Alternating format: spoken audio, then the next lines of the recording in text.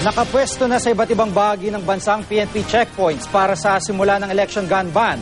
Nakatutok si Maria Bulaklak ausente. Hating gabi sa Quezon City, maagang nag-set up ng checkpoint ang mga tauhan ng QCPD. Paalala ng COMELEC, dapat may karatula ang bawat checkpoint kung saan nakalagay ang pangalan ng PNP commanding officer at ang election officer na nakakasakop sa lugar. Dapat din daw itong nakapwesto sa maliwanag na lugar. Naka-complete uniform ang mga pulis at makikita ang otorisadong police vehicle.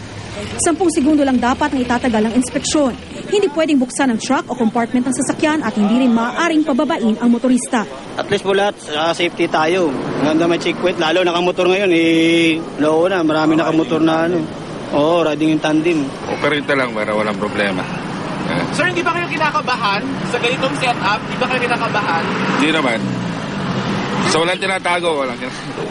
Personal namang nag-ikot sa Maynila, Makati at Pasay si COMELEC Chairman Sixto Brillantes para inspeksyonin kung nasusunod ng tama ng mga pulis ang checkpoint. Bukod sa peace and order sa darating na eleksyon, tulong na rin daw ito para masawata ang mga pag-alagalang kriminal. Maaari na naman daw magreklamo sa COMELEC ang sino mang makakaranas ng pang-aabuso sa checkpoint. Remember, the purpose of the checkpoint is a deterrent na. Kung alam mong may mga checkpoints dyan, hindi ka magdadala ng baril. Maging sa probinsya, nagsimula na rin magpwesto ng mga checkpoint para sa election gun ban. Sa Bataan, nasunod naman ang mga alituntunin ng COMELEC.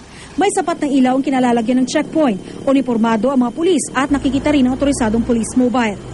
Inamyendahan na ng COMELEC ang mga panuntunan sa election gun ban.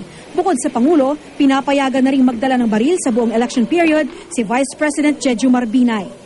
Kasama na rin sa gun ban exemption ang mga senador na hindi muling tatakbo sa eleksyon at maging ang mga kalihim ng gabinete. Kanina nagmarcha mula COMELEC Quezon City, papuntang Quezon Memorial Circle ang daan-daang tauhan ng COMELEC, DILG, DOJ, PNP at iba pang ahensya para sa isang unity walk na layong magkaroon ng safe o secure and fair elections. Maria Bulaklak ausente, nakatutok, 24 oras.